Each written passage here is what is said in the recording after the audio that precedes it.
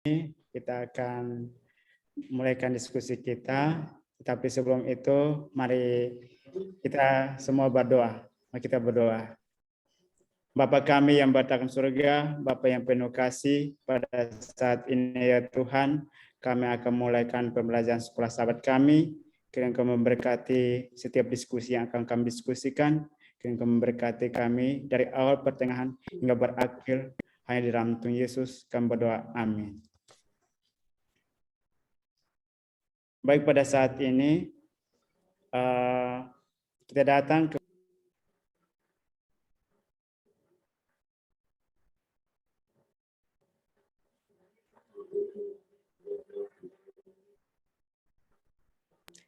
ada buku sekolah sahabat semua. Nah, kalau saya tidak menggunakan PowerPoint karena saya tahu bahwa kita semua mempunyai buku sekolah sahabat. Jadi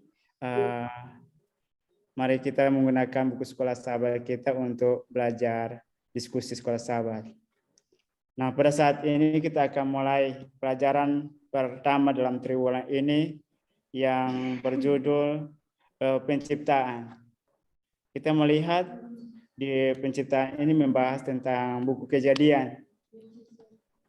Jadi kita melihat Kejadian ini. Jadi kita melihat bahwa seluruh buku Kejadian ini dan seluruh Alkitab ini membahas mengenai penciptaan. Jadi mengenai penciptaan. Jadi kita melihat bahwa kedua penciptaan ini, Kejadian pasal 1 dan 2, itu berbicara tentang Tuhan dan manusia. Jadi kita melihat bahwa antara penciptaan antara Tuhan dan manusia. Jadi kita tahu bahwa Kejadian pasal 1 ayat 1 kita tahu bahwa Allah adalah pencipta. Jadi Allah menciptakan bumi. Pada mulanya Allah menciptakan langit dan bumi. Jadi kita melihat Allah adalah pencipta. Jadi kita masuk pelajaran hari bagaimana kita akan masuk ke pembahasan mengenai poin-poin kecil, yaitu pertama kita melihat bahwa Allah adalah sebagai pencipta. Kemudian yang poin berikut yaitu mengenai penciptaan, dan kemudian berikut adalah mengenai hari Sabat, dan yang berikut lagi mengenai penciptaan manusia dan tugas manusia. Jadi pada saat ini kita akan membahas pada hari Minggu, yaitu Allah adalah pencipta. Nah, kita melihat bahwa apa respon kita terhadap Tuhan. Apa respon kita terhadap Tuhan dan mengapa? Nah, kita melihat bahwa di sini di dalam Mazmur pasal 100 ayat 1 sampai 3 itu bahwa kita harus apa? Kita harus memuji Tuhan, dan kita harus memuji Tuhan karena Dia adalah pencipta, dan kita harus beribadah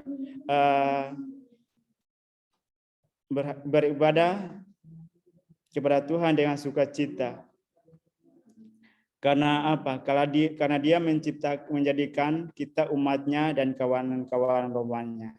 Jadi Allah adalah pencipta. Jadi Allah adalah kuasa untuk menciptakan.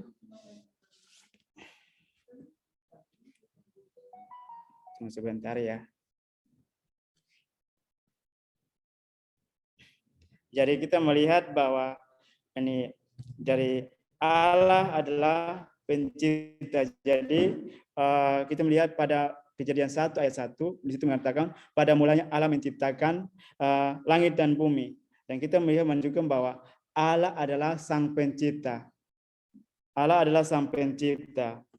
Dan kita melihat di sini kitab Kejadian pasal 1, di situ dalam kitab Kejadian pasal 1 dan 2 itu ada dua presentasi yang Allah presentasikan. Pertama, Allah mempresentasikan dirinya bahwa Allah adalah Allah yang jauh, atau Allah yang jauh daripada umatnya. Jadi kita melihat Allah yang jauh. Kita melihat menampilkan Allah sebagai jauh dari manusia Allah, yang artinya transenden. Elohim yang namanya berbicara tentang supremasi Allah. Nah, nama Elohim ini menunjukkan keunggulan dan kekuatan, dan penggunaan bentuk jamak dari kata Elohim mengungkapkan gagasan keagungannya. Jadi di sini menggunakan dia keagungannya. Jadi Allah yang jauh. Dan kita melihat di sini pasal 2 di situ mengatakan juga presentasi mengenai Allah adalah Allah yang dekat, dengan manusia secara pribadi, yaitu kita melihat di dalam Kejadian pasal 2 ayat 4 sampai 25 itu, bahwa kita percaya bahwa Allah itu menunjukkan kedekatan dan hubungan kita dengan Tuhan. Berarti Allah itu mempunyai kasih yang luar biasa sehingga dia memberikan hidupnya, artinya merendahkan diri untuk merendahkan diri untuk kita, dan kita merendahkan diri untuk bergaul dengan kita, dan dia bergaul dengan orang-orang yang punya pergumulan masing-masing untuk datang kepada Tuhan. Jadi kita melihat bahwa di sini Kejadian pasal 4 ayat 25 di sini menampilkan Allah sebagai dekat dengan pribadi, artinya Tuhan yang imanen, yang atau YHWH, yang namanya percaya banyak orang menunjukkan kedekatan dengan dan hubungan. Nah, teks penciptaan secara keseluruhan merupakan seruan implisit yang menyembah yang pertama untuk menyadari keagungan setiap umat-umat Tuhan. Nah, kita melihat bahwa di sini kitab Mazmur juga kita melihat tadi mengatakan bahwa kita harus meningkatkan bahwa di sini adalah pencipta. Jadi Yesus Tuhan adalah pencipta. Jadi aplikasi bagi kita, aplikasi ada 3 poin penting, bahwa Tuhan aplikasi pertama adalah Tuhan adalah Allah yang jauh. Kemudian Tuhan adalah Allah yang memiliki keagungan. Dan yang ketiga adalah Tuhan adalah Allah yang memiliki kekuatan kita hadapi. Dan kita yang kemudian yang presentasi kedua yaitu mengenai Allah, bahwa Tuhan itu dekat dengan orang yang umat-umat yang dekat kepada Tuhan. Dan di situ juga kita melihat bahwa Tuhan juga dekat dengan orang-orang yang punya pergumulan. Nah, kita pada saat ini harus tahu bahwa pikiran kita tentang kuasa Tuhan sangat besar, bagaimana kita bisa memiliki suatu komitmen untuk mengasihi Tuhan. Dan pada saat ini kita datang kepada berikut, yaitu penciptaan bagi Allah, bagaimana Allah menciptakan tumbuh-tumbuhan, dan bagaimana Allah menciptakan kita sebagai manusia. Jadi kita melihat bahwa pada mula Allah menciptakan manusia dan segala isinya. Dan kita melihat bahwa kisah penciptaan ini, kita melihat bahwa setiap apa yang Allah lakukan, Allah perbuat itu Allah memperhatikan, Allah teliti. Baru di sini menggunakan sebagai Kejadian pertama ayat 1, kemudian yang sampai selanjutnya itu mengenai Allah Allah sebagai Tov, arti Allah yang baik. Dan kita melihat bahwa sifat ini berarti bahwa pekerjaan atau pencipta berhasil, atau pengamatannya Tuhan bahwa itu baik, berarti penciptaan itu yang apa yang diciptakan itu dia sangat senang dan dia bisa kembangkan apa yang dia suka. Jadi kita melihat bahwa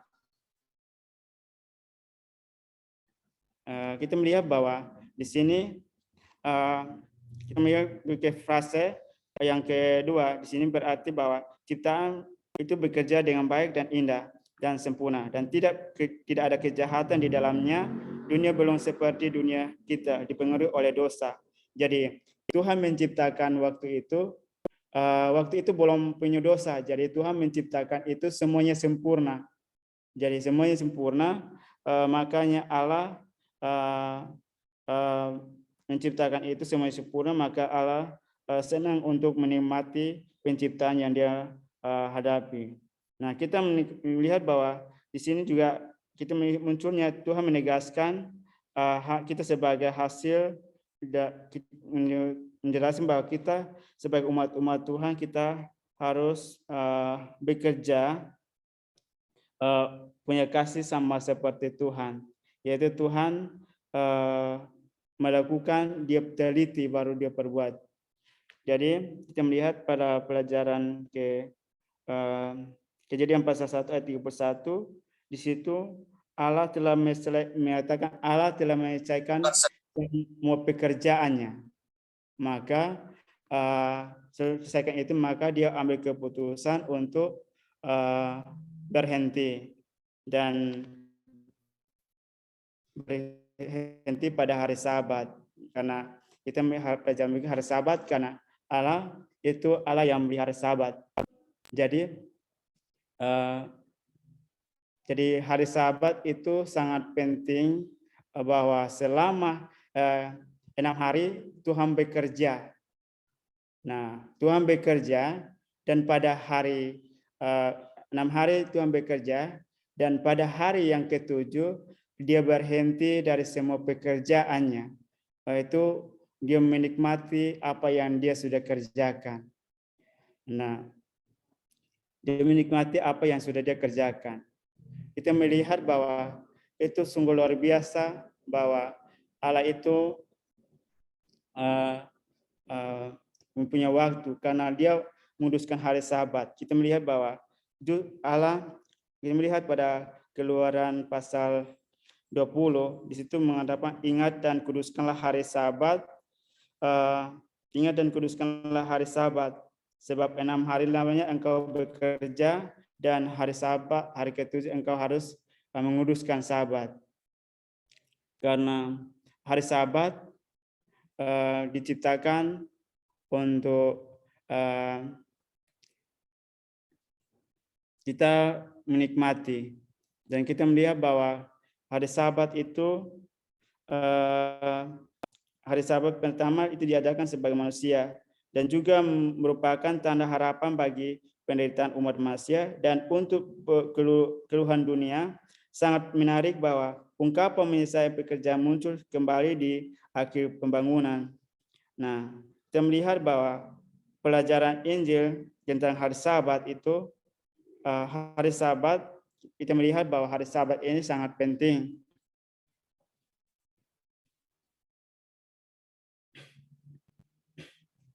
Jadi hari Sabat adalah hari Sabat yang sangat penting. Jadi ada satu kutipan yang saya bagikan bahwa hari Sabat ada hari kenikmatan, dan Tuhan berkata, jika engkau menegaskan kakimu daripada membuat kehendakmu pada hari Sabat, yaitu harus disucikan bagiku, dan engkau harus disucikan bagi Tuhan dan harus dihormati, karena hari Sabat diciptakan untuk umat-umat Tuhan yang percaya kepada Tuhan dan ikut menikmati hari Sabat yang penuh sukacita. Dan pada saat ini kita datang kepada pelajaran hari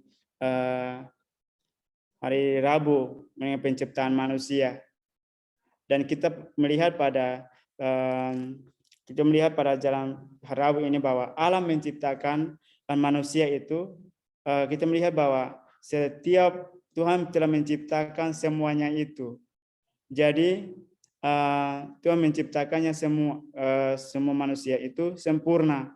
Nah, Tuhan melihat bahwa setiap hewan itu sempurna, semua itu sempurna. Maka Tuhan mengambil keputusan untuk menciptakan manusia. Jadi Tuhan berfirman di dalam Kejadian 2 pasal 2 ayat yang ke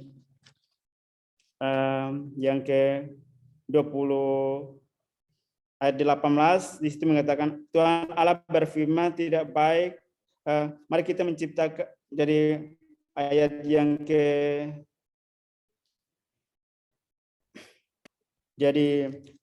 mari kita melihat bahwa Tuhan menjadikan manusia itu. Jadi kita melihat di dalam Kejadian pasal 1 ayat 26.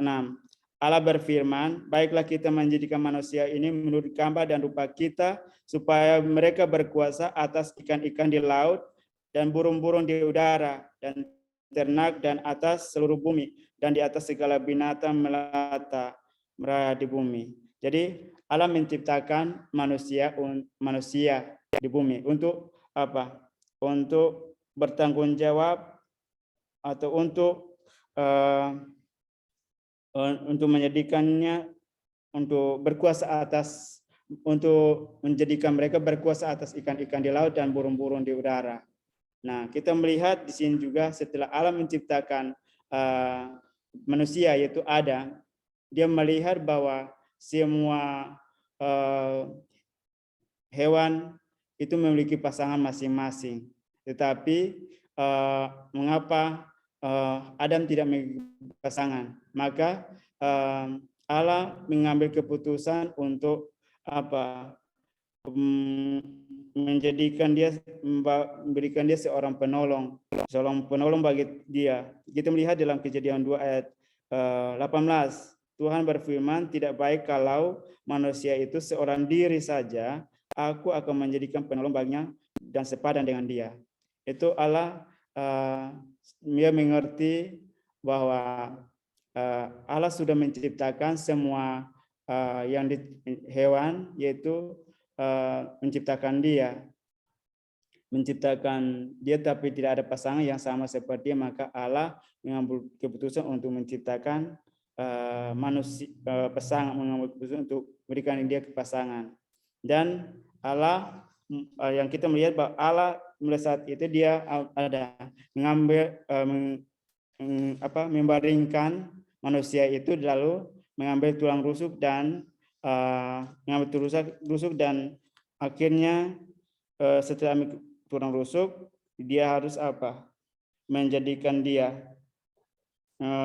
jadi dia harus menjadikan dia pasangan hidup bagi manusia itu, yaitu ayat 20 Kejadian pasal 2 ayat 24, sebab itu seorang laki-laki akan meninggalkan ayah dan ibunya, bersatu dengan istrinya sehingga kedua menjadi satu daging. Jadi Tuhan menjadikan dia supaya menjadikan perempuan ini supaya menjadi pendamping hidup kepada manusia, itu Adam.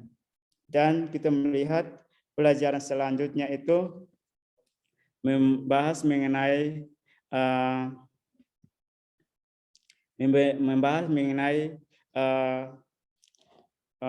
pelajaran hari Kamis mengenai tugas manusia sebagai apa. Jadi Allah menawarkan 3 pemberian, yaitu pertama Taman Eden, yang kedua itu makanan, yang ketiga yaitu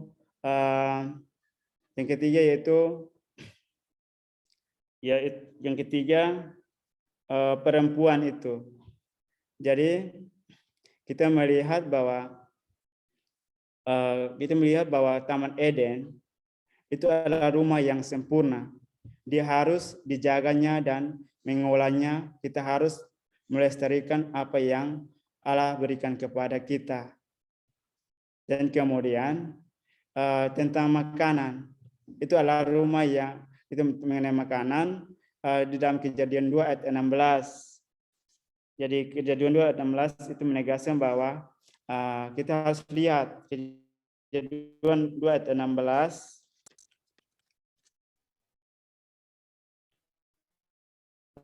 Dua 16 di situ mengatakan pohon dalam taman ini boleh kau makan buahnya, membuat dengan bebas. Tapi mengapa Tuhan memilih perempuan ini, tugaskan mereka untuk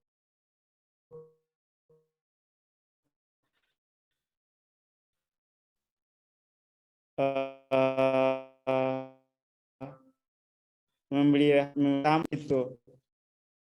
Dan kita melihat bagaimana mereka memelihara taman itu. Dan di sini Tuhan memberikan kepada mereka makanan supaya mereka makan. Tetapi makanan juga ada yang menyampaikan kepada pohon-pohon makan. Tetap itu. Jadi kita melihat. Kemudian yang ketiga itu pemberian wanita.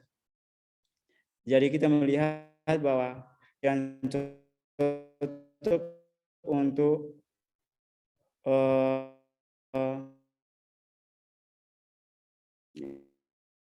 kita melihat bahwa Kejadian 2 ayat 17 itu yang cotikan kesetiaannya kepada Dia yang telah memberinya segalanya.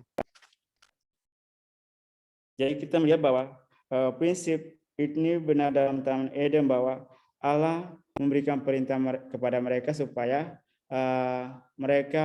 tugas mereka adalah menjaga taman itu dan pelihara taman itu. Mungkin pembahasan saya sampai di sini, dan nanti selesai ada sahabat kita, saudara kita yang membawakan puisi. Selesai itu baru mungkin ada yang menambahkan, saya persilahkan.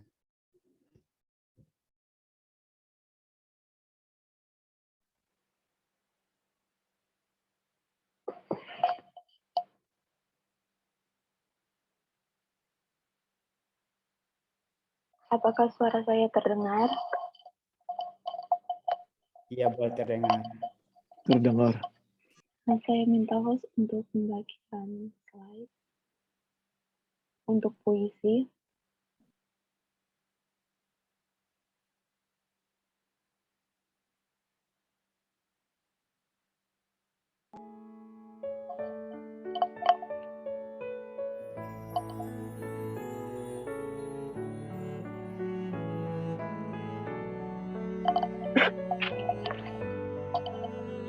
Judul puisi Penciptaan. Kita, kejadian, ceritakan penciptaan, manusia dan alam semesta. Kejadian sangat penting, memiliki kebenaran sejarah, serta peristiwa lain sejarah manusia, juga sejarah Alkitab. Lewat kisah penciptaan, kita paham arti Sabat hari ke-7. Renungkan penciptaan kita menurut gambarnya. Pahami tujuan pohon pengetahuan baik dan jahat, hubungannya dengan pohon kehidupan. Pahami asal-usul kita tak lewat penjelasan ilmiah yang tak sanggup kita pahami.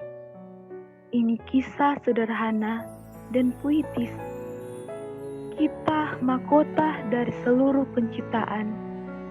Makhluk sempurna ciptaan Tuhan, bukan hasil suatu kebetulan.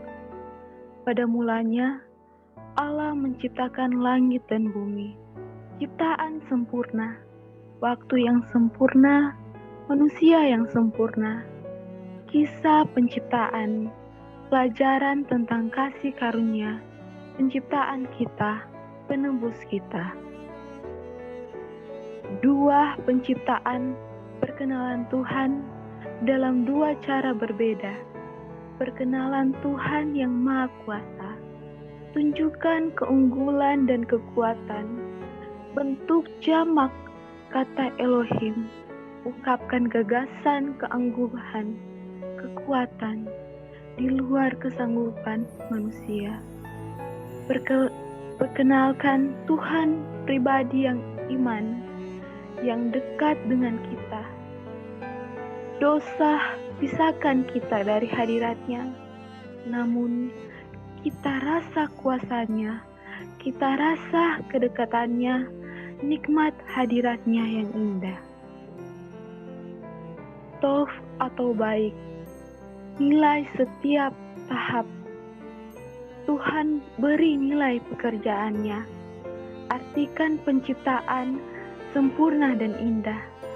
Tak ada kejahatan di dalamnya. Kematian bukan bagian dalam prosesnya. Proses selamat jutaan tahun tak sesuai penciptaan. Menghasilkan buah, burung berterbangan, ikan berenang, hewan berjalan.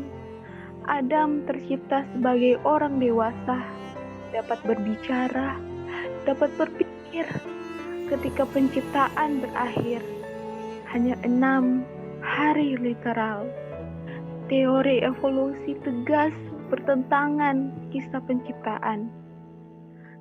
Terang, lautan, daratan, tumbuh-tumbuhan, binatang di laut, ikan di laut, burung-burung di udara, hewan di darat, pasangan manusia, semua diciptakan dalam 6 hari. Ada sesuatu yang penting, elemen yang akan membatasi proses hari ke-7. Waktu istirahat, waktu meditasi, kebersamaan antara manusia, persekutuan dengan Sang Pencipta, Sabat hari ke-7, ekspresi iman kita. Tuhan telah selesaikan pekerjaannya. Sungguh amat baik. Sucikan Sabat, tanda pengakuan nilai penciptaan, pengakuan keindahan ciptaannya. Manusia ciptaan istimewa dari semua. Ciptakan menurut gambar Allah. Gambar Allah meliputi sifat rohani. Mungkinkah kita berkomunikasi dengannya? Kemiripan fisik kepada pencipta, kemampuan berpikir suci, kemauan ambil keputusan moral. 3 karunia diberikan pada manusia pertama, diratkan 3 tanggung jawab. Taman Eden, rumah sempurna, harus jaga dan olah. Makanan cocok untuk tumbuh sempurna, tak boleh makan yang dilarang. Pasangan, hadiah sempurna, seorang untuk dicintai. 1 daging. Betapa indah bumi ini, tercipta dari tangan Sang Pencipta. Ia persembahkan di hadapan alam semesta. Dunia tak bernoda, tak bercelah, tak ada cacat, tak ada kekurangan yang dinilai Sang baik. Dunia yang sempurna, tak ada jejak dosa. Pesan penting kisah penciptaan, seluruhan untuk sembah Tuhan. Mari sadari keagungannya. Mari akui kekuatannya. Mari rasakan kedahsyatannya. Mari puji kebesarannya. Bagai Adam, mari lakukan tanggung jawab kasih karuniamu. Aku ketergantunganmu kepadanya, Allah Sang Pencipta. Pokja Advent Gabungan Nusantara. Terima kasih.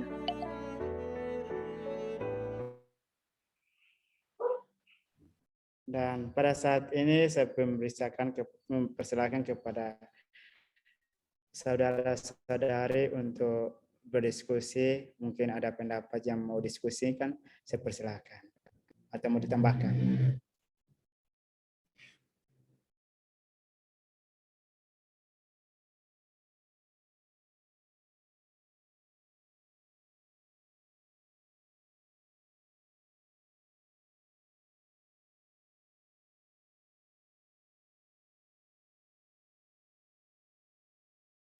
Ada yang mau ditambahkan, saya persilahkan.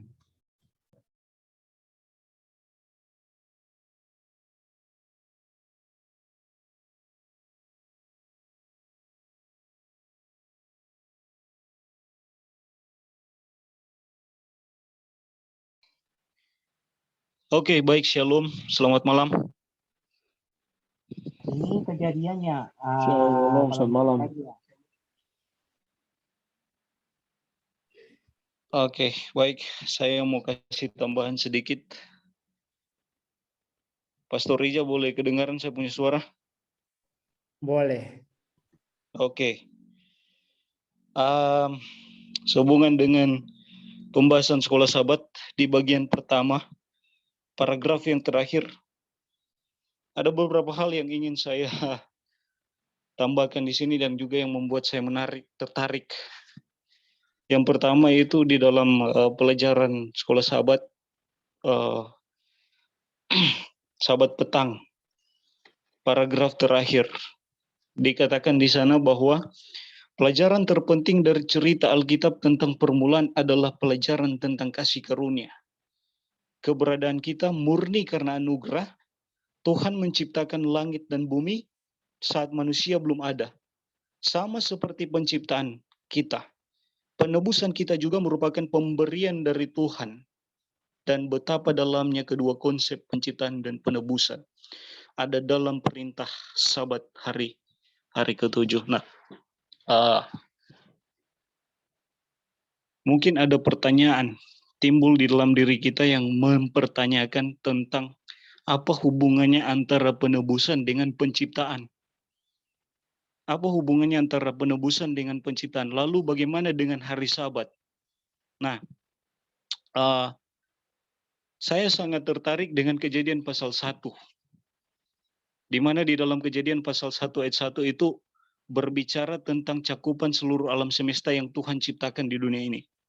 Kemudian di dalam ayat 2, itu tidak lagi berbicara tentang seluruh cakupan alam semesta, tetapi Tuhan lebih memperkecil lagi.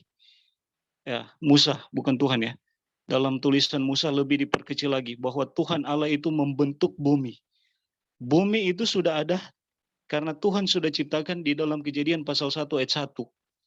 Tetapi dikatakan di situ bahwa bumi itu belum berbentuk dan kosong. Gelap gulita menutupi samudra raya. Ada satu pelajaran yang saya pelajari. Tuhan itu adalah Allah yang Maha Kuasa.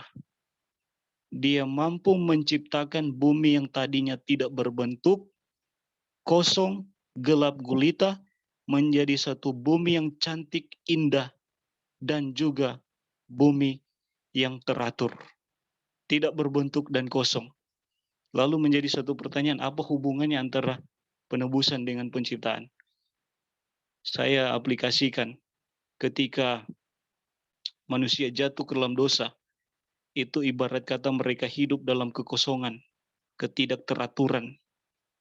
Karena hidup tanpa Tuhan itu membuat manusia hidup seperti, ya istilahnya mereka itu hidup tidak teratur, hidup dalam dosa, hidup dalam ketidakberpengharapan.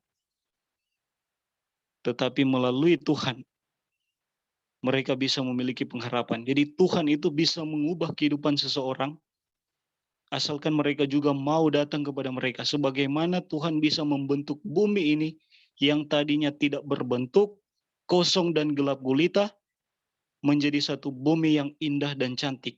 Dan Alkitab katakan bahwa semua itu sungguh amat baik. Jadi Tuhan punya kuasa untuk mengubahkan kita. Dan sebagai manusia berdosa kita tidak perlu takut. Karena Tuhan itu mampu untuk mengubahkan kita menjadi manusia baru. Ya. Kemudian ada di ayat 2 itu berbicara soal eksistensi Roh Suci.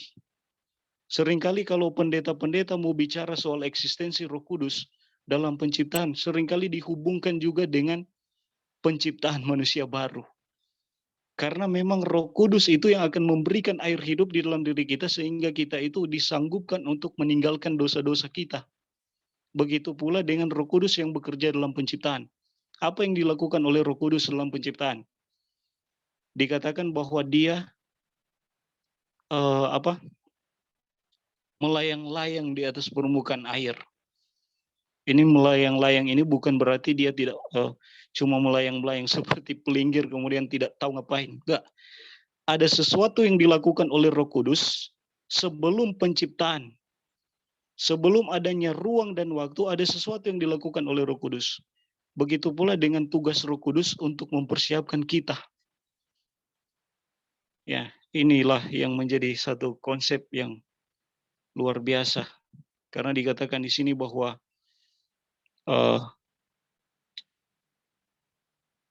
pelajaran terpenting dari cerita Alkitab tentang permulaan adalah pelajaran tentang apa? Tentang kasih karunia, kasih karunia Allah. Jadi mungkin itu sedikit tambahan dari saya.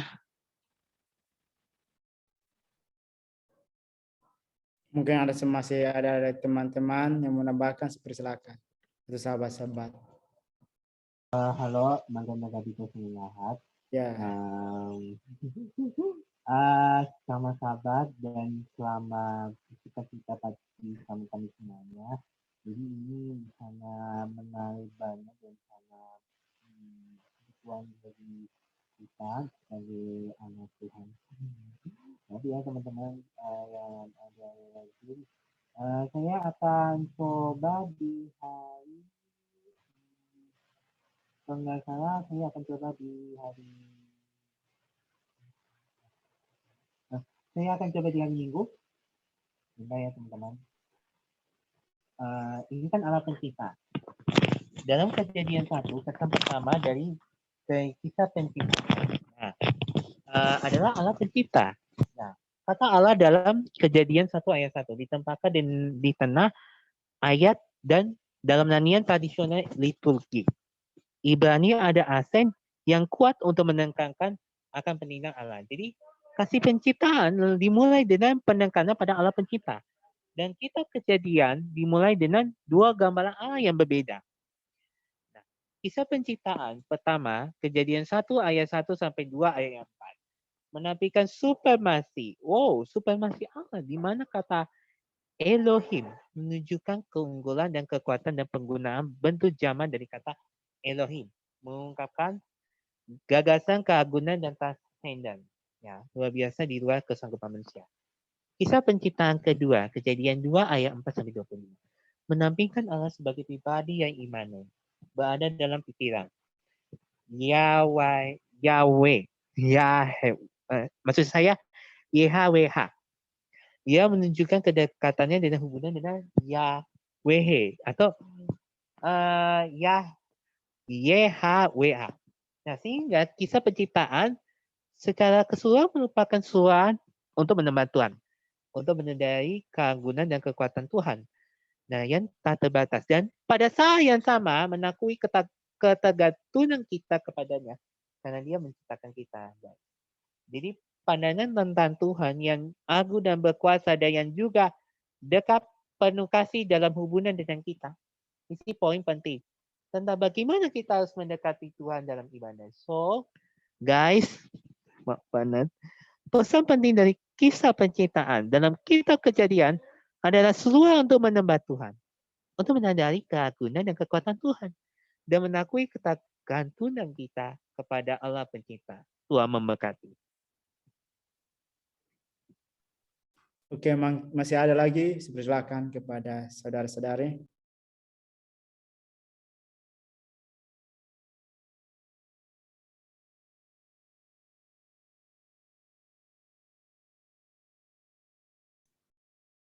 Pastor, itu mungkin ada pertanyaan tuh yang di chat room, boleh dibaca mungkin biar kita bisa sama-sama jawab. Iya.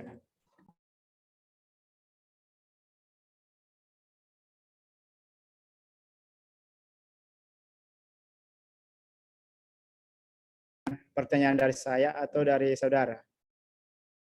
Oh bukan, ada di chat, Pastor. Mungkin bisa dibantu baca, teman-teman. Oke, baik. Ini ada pertanyaan dari Minder Van Alai. Buang Akai. Silakan boleh mungkin bertanya langsung aja. Silakan saja. Selamat malam. Malam juga. Ya, di sini yang diperdebatkan ini adalah di Kejadian 2 ayat 19.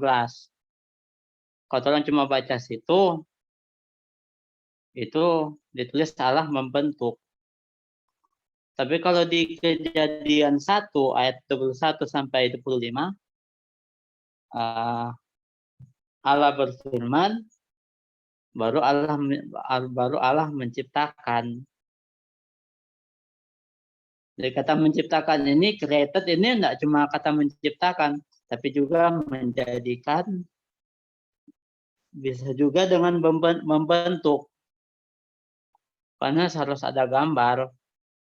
Manusia aja yang di Kejadian 1 cuma berfirman. Begitu di Kejadian 2, itu manusia dibentuk. Bagaimana cara menghubungkan ayat Kejadian 1 dan Kejadian 2 ini supaya dia klop? Karena dia nak berdiri sendiri toh. Kalau Kejadian 1 ini dia punya ringkasan. Tapi di Kejadian 2 ini DP penjelasan. Bagaimana cara menghubungkan nih Kejadian 1 yang Allah berfirman, terjadi binatang, terjadi manusia. Sedangkan di Kejadian 2, itu DP proses. Tapi banyak yang nggak setuju, dia cuma pakai Kejadian 1. Kejadian 2 ya sudah. Oh itu mah ayat lain, nggak bisa begitu. Orang harus hubungkan tuh ayat Kejadian 1 dan Kejadian 2. Nggak boleh kita pisah. Jadi bagaimana cara menjawab pertanyaan orang seperti itu? Terus, bagaimana dengan bahwa Tuhan tidak menciptakan, ada yang kasih statement, kalau Tuhan tidak menciptakan itu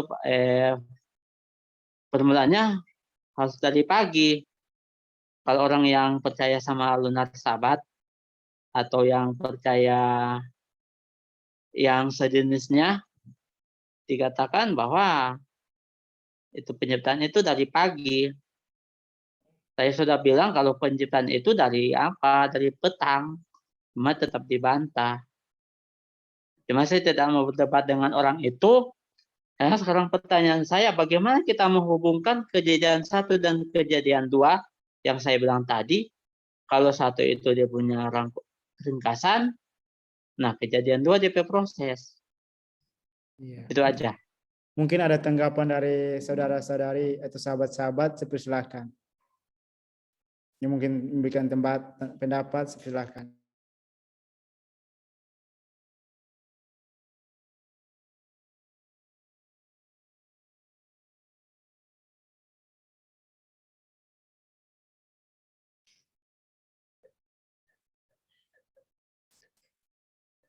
Ada yang ada yang menambahkan, silakan.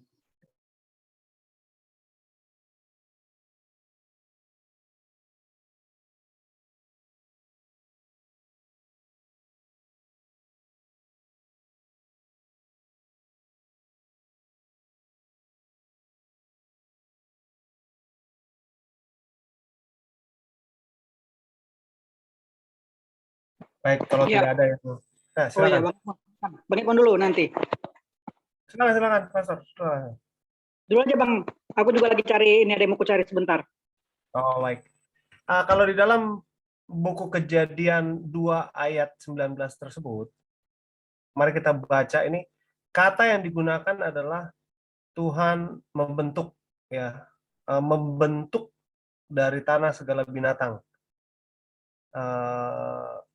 Dan ini kata membentuk di sini adalah menggambarkan bukan dia membentuk di Kejadian 2 ini, tetapi kata yang digunakan di situ adalah yatsar. Ya, kata yatsar ini dalam bahasa bahasa Ibraninya ini artinya adalah ini adalah kata, kalau di bahasa Ibrani itu ada kata past tense seperti bahasa Inggris, kata yang telah lalu, ada present tense, dan ada past future tense. Nah, jadi di sini kata yang digunakan adalah kata yang past tense, yang telah terjadi. Dia sedang membicarakan bahwa Allah telah menciptakan. Nah, kalau dalam bahasa Inggrisnya juga jelas tuh, formed, membentuk sesuatu gitu loh, into shape kalau dalam bahasa itunya yatsar tersebut. Nah, jadi di sini sederhananya menjelaskan bahwa dia di ayat 19 ini menceritakan lagi apa yang telah Tuhan lakukan. Jadi bukan bahwa Tuhan 2 kali menciptakan ya. Di ayat di pasal 1 Tuhan ciptakan, terus sekarang di pasal 2 Tuhan ciptakan lagi. Enggak demikian. Dia sedang menjelaskan, kalau dalam bahasa Inggrisnya, kalau King James-nya di situ tulis and God formed. Artinya Tuhan telah menciptakan sebelumnya binatang tersebut. Jadi ini mungkin bisa saya tambahkan demikian. Mungkin dari pastor tahu Paulus atau Bolon tadi mau nambahkan. Iya, shalom, selamat sabat. Sahabat juga. Kalau kita melihat pelajaran dari pertanyaan ini sangat baik. Tetapi perlu kita pahami bahwa pertanyaan ini bukanlah menceritakan tentang bahwa Allah menjadikan binatang itu 2 kali. Bukan. Tetapi memang di Kejadian pasal 1 Allah tidak bukan Allah tidak. Kalimatnya saya rubah dulu supaya lebih pasti, lebih sederhana. Allah tidak menggambarkan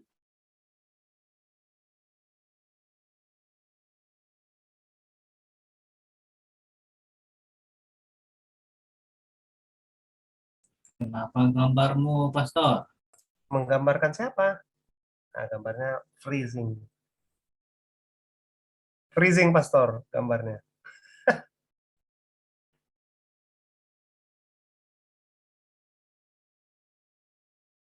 Udah bisa? Coba ulang lagi. Kayaknya udah bagus ini. Udah kelihatan gambarnya bergerak. Apa? Masih mute, Pastor. Halo. Ya. Halo. Silakan, Halo. silakan. Sudah kedengaran? Sudah kedengaran ya? Sorry, ini mic-nya ada gangguan jadi suka putus-putus. Jadi kalau kita melihat bahwa di sini Allah ini bukan menciptakan kalimatnya jadi lupa lagi. Di Kejadian pasal 1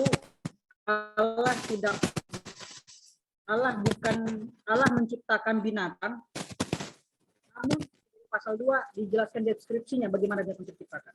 Nah, jadi kita bisa mendapatkan gambaran bahwa di Kejadian pasal 1 di sini berhubungan dengan pasal 2 yang menceritakan tentang bagaimana penciptaan hewan. Karena dari pertanyaan dari Brother Buang Akai mengatakan bagaimana menghubungkan ini. Jelas terhubung. Sama konsepnya. Allah menciptakan hewan di Kejadian pasal 1. Di Kejadian pasal 2, cara terbentuknya hewan itu adalah bagaimana Allah membentuk hewan itu. Sama seperti manusia. Dibentuk. Hanya berbedanya, ada perbedaan. Perbedaannya adalah kalau manusia diberikan nafas kehidupan, sementara hewan tidak.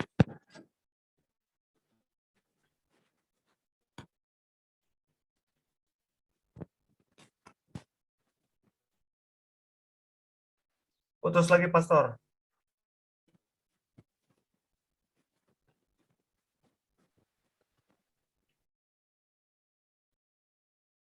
Belum terdengar suaranya. Oh, pakai yang satunya.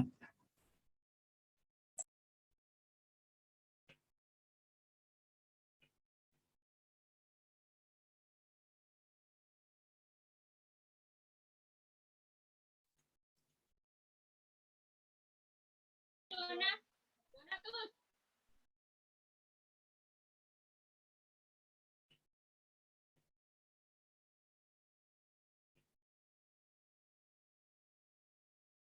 mungkin sementara Pastor Paulus masih memperbaiki mic-nya. Sebetulnya yang sedang disampaikan oleh Pastor Paulus, Alkitab itu menarik ya. Alkitab itu bagaimana Musa ini berpikir, dia menerangkan sesuatu sederhana dulu di Kejadian 1. Nanti baru di Kejadian 2, Kejadian 3 dia jelaskan detailnya lebih lanjut lagi. Jadi begitu cara Musa berpikir gitu. Jadi ada outline, ada summary sederhananya, seperti ini loh yang terjadi hari pertama dijadikannya hari kedua jadi. Nah, baru nanti di Kejadian 2 dia jelaskan lagi detailnya. Kejadian 3 dia jelaskan lagi apa yang terjadi. Jadi ini kira-kira cara berpikirnya, bukan ini lanjutan dari Kejadian 1 lalu Kejadian 2 dibuat lagi binatang yang lain atau bagaimana. Nah, itu kan agak aneh cara berpikir kita gitu kalau begitu. Nah, tapi gambarannya adalah seperti itu. Jadi menerangkan apa yang sudah diterangkan sebelumnya. Nah, jadi pada saat di Kejadian 2 Tuhan detailkan bahwa manusia itu binatang itu dibentuk dari tanah juga. Jadi sama-sama dari tanah kita. Makanya matinya juga ke tanah lagi balik. Tapi kalau manusia dibentuknya itu sesuai gambar dan rupa Allah, sedangkan binatang tidak, gitu loh. Nah, itu tadi gambaran yang diberikan. Pastor sudah bisa mic-nya? Pastor Paulus? Mungkin masih kendala dengan mic. Ya, tadi sudah disampaikan, ada lagi tambahan atau mungkin pertanyaan tambahan dari Minder Van Alay? Apa terjawab itu tadi jawaban-jawaban tersebut?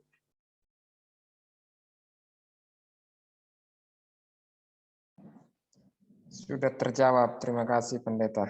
Terjawab sekali itu.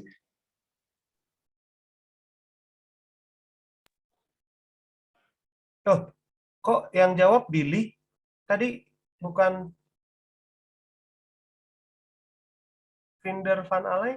Udah tidak ada? Dari saya Billy memang sudah jelas pendeta.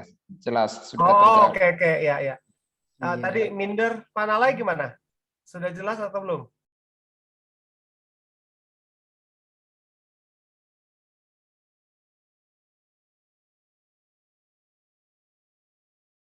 Oke.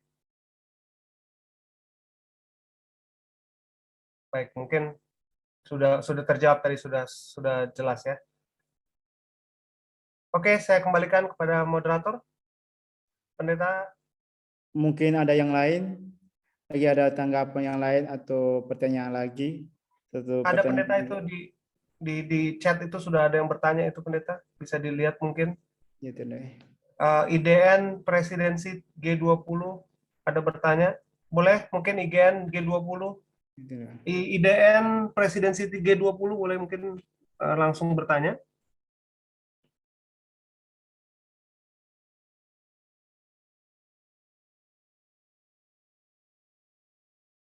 Halo. Halo. Ya. Tadi udah terjawab.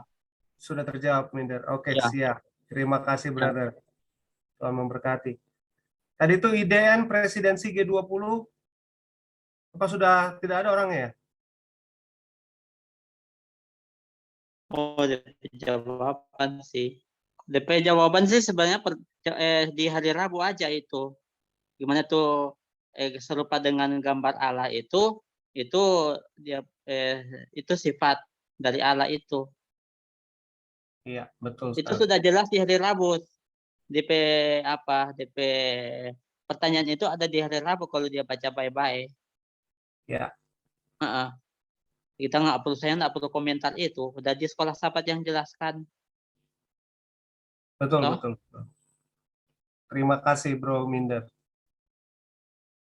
Tapi tadi ada pertanyaan dari IDN Presidensi G20. Mau bertanya, apa rencana Allah dalam pelajaran hari Kamis menciptakan manusia seperti gambarnya? Tadi udah dijawab, hari Rabu ya.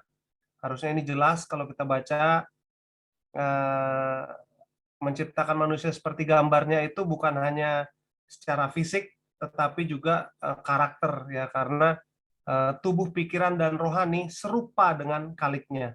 Itulah yang Tuhan ciptakan. Terima kasih. Tadi ada pertanyaan dari Mr. Amos dan Waini Sibilang. Silakan Waini, mungkin bisa langsung berbicara Waini sebelum Bang Amos. Oke, selamat sahabat. Apa kedengaran suara saya? Dengar. Oke. Ini saya kasih pertanyaan. Apa bedanya Yahweh dan Elohim? Terima kasih.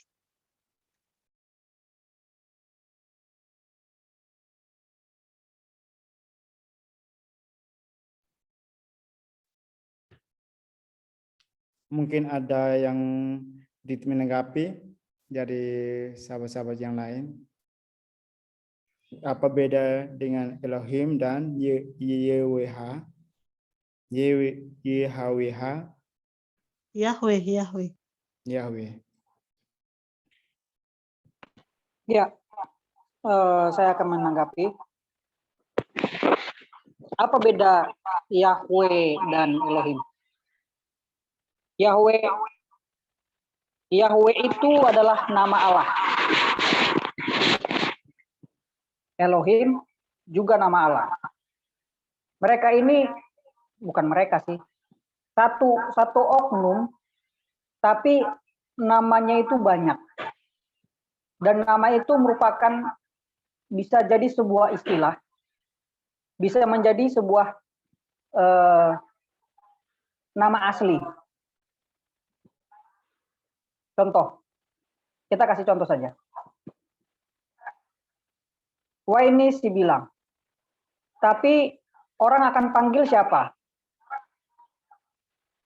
Bisa jadi Waini, bisa jadi Nona Sibilang, atau hanya Sibilangnya saja. Itu biasanya sudah dekat. Atau ada panggilan-panggilan lain, hari-harian yang lain yang mungkin Waini sudah dapatkan dari teman-teman.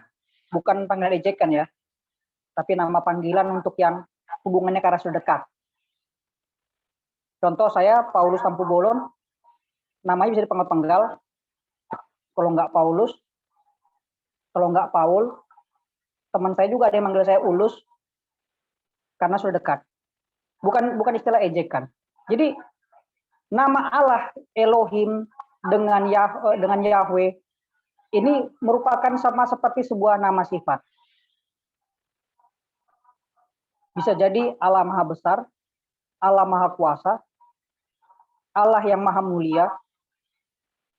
Sebab tidak ada artinya yang tertulis sampai hari ini di dalam Alkitab juga Yahweh itu artinya apa. Masih hanya tertulis seperti Allah yang Maha Besar, Allah yang Maha Kuasa. Jadi itu masih merupakan sebuah gambaran tentang sifat kealahan. Sehingga nama itu muncul. Ada Yahweh, ada Jehovah, ada Adonai, ada yang lain-lain juga, Elohim dan lain sebagainya. Di sepanjang Alkitab nama Allah itu ada banyak. Ada El Shaddai, ada lagi yang lain. Jadi itu semua merujuk kepada sifatnya Allah. Jadi kalau kita melihat apakah ada bedanya? Tidak. Ini merujuk kepada satu oknum, yaitu Allah yang Maha Kuasa, Allah Bapa kita di surga. Tetapi ini adalah merupakan suatu gambaran bagaimana karakternya, sifatnya, kepribadiannya. Itulah yang merujuk kenapa namanya itu bisa berbagai macam-macam. Mungkin itu yang bisa saya gambarkan. Tapi apakah ini orang yang berbeda? Jawabannya tidak. Satu. Ya, mungkin saya tambahkan juga di situ tadi Pastor katakan, kata Elohim itu, El itu adalah bahasa yang sama digunakan oleh sahabat-sahabat kita di tetangga Al. Jadi Elohim menggambarkan pluralitas bentuk jamak dari kata El tersebut, atau kalau dalam singular formnya Eloah. Tapi kalau dibilang Elohim itu artinya dia plural, jamak. Makanya pada saat Alkitab menyatakan bahwa Tuhan itu Elohim, Tuhan yang kita sembah itu jamak. Makanya mari kita menciptakan manusia menurut rupa kita, bukan rupa saya, bukan. Nah, itu kejamakan Tuhan di situ kelihatan kan? Karena Alkitab menyatakan Elohim. Kata El tadi menyatakan Tuhan, ya. Kalau ditambahin jadi jamak, L-nya itu banyak gitu. Nah, kata L ini juga disandingkan, contohnya tadi El Shaddai, kata itu Allah El Shaddai itu kalau nggak salah Allah Maha apa ya? Ada kata-kata yang dipanggil orang terkait El Shaddai gitu loh. El Shaddai itu artinya Allah, bentar.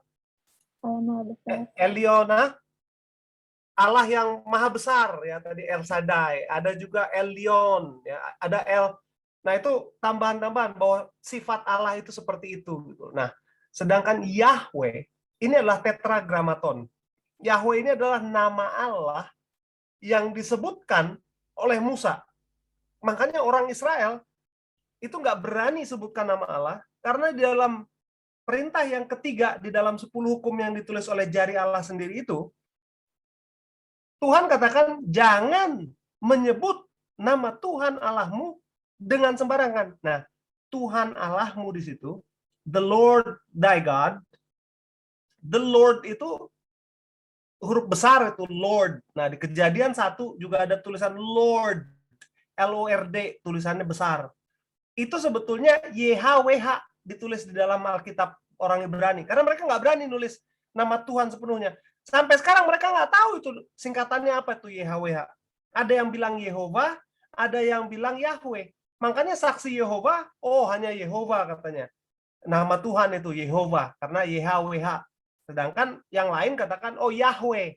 Bahasanya dalam bahasa Ibrani itu adanya Yahweh. Nah, itu juga menjadi tantangan. Tapi demikian pun, nama Tuhan yang manapun yang Tuhan izinkan kita untuk sebutkan, ini adalah nama yang kudus, nama yang kusuk, yang tidak perlu disebutkan setiap hari seperti orang-orang zaman sekarang menyebutkan nama Tuhan dengan sembarangan ya. Ya makanya sembarangan itu ya lagi marah-marah ngomong nama Tuhan. Nah, itu juga nggak baik. Jadi itu kira-kira tambahan dari saya. Yahweh itu lebih kepada nama Tuhan yang the Lord. Kalau di dalam Alkitab Anda lihat Lord itu L-O-R-D huruf besar. Nah, itu nama Tuhan yang nggak boleh disebutkan. Itu boleh tambahan dari saya. Mungkin yang lain.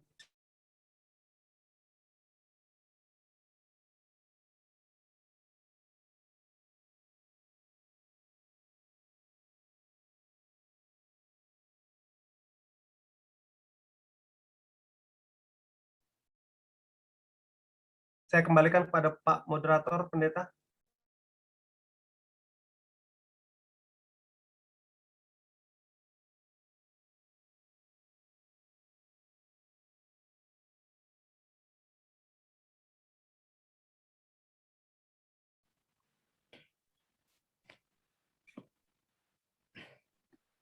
Shalom, Pastor Ija.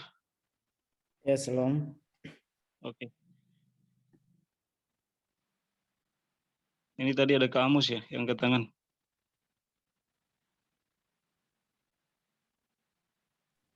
Oke, baik. Selamat malam semuanya, sahabat-sahabat Malam. Nusantara. Ini saya masih penasaran. Memang itulah luar biasanya Alkitab ini selalu buat kita penasaran kan. Bukan cuma hanya wanita yang buat kita penasaran, tapi Alkitab lebih membuat kita penasaran. Pertanyaan saya adalah masih di Kejadian 1 ayat 26 sampai 27. Yang paling saya masih belum dapat mengerti, ini juga pertanyaan saya mulai dari kecil sampai sekarang. Saya belum puas. Nah, saya percaya pada malam hari ini dengan pertolongan Tuhan, saya yakin ya, Tuhan itu bisa menghembuskan kebenarannya kepada kita. Ya kan? Itulah caranya Tuhan juga kepada umat-umat di perjanjian lama, perjanjian baru, nabi dan rasulnya begitu ya, untuk menyampaikan kebenaran. Mengenai tentang gambar dan rupa Allah. Ya, saya sebagai orang yang sampai sekarang belum tahu apa-apa masih bertanya-tanya nih, secara pemikiran saya yang dangkal ini berpikir bahwa berarti Tuhan itu punya gambar seperti kita juga. Ya, karena di ayat 26 dikatakan berfirman Allah, baiklah kita menjadikan manusia menurut gambar dan rupa kita. Artinya Tuhan itu seperti manusia. Itu menurut pengertian saya yang pertama. Yang kedua, ya, lalu kalau begitu bahwa Yesus datang ke dunia ini sebagai manusia, berarti sebelumnya dia juga sudah berwujud seperti kita dong. Karena ayat ini menyatakan, baiklah kita menjadikan manusia menurut gambar dan rupa kita. Menurut berarti Allah itu adalah apa namanya ya? Patokan. Patokan bagi kita manusia. Pertanyaannya, kalau begitu Allah itu mirip manusia siapa? Apakah mirip Bang Edmund? Karena kita itu semua wajahnya berbeda-beda. Ini bagaimana ini? Tolong dulu. Saya makin pusing ini. Terima kasih teman-teman yang luar biasa.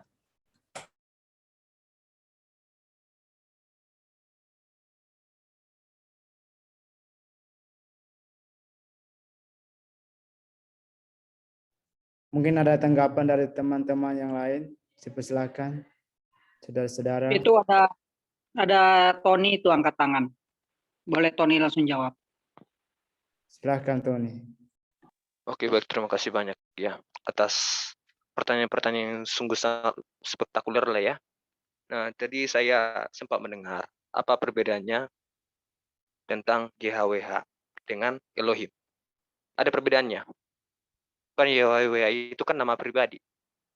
Sementara Elohim itu adalah nama sebutan. Nah, contohnya kalau ke DTP saudara, contohnya saya namanya Tony.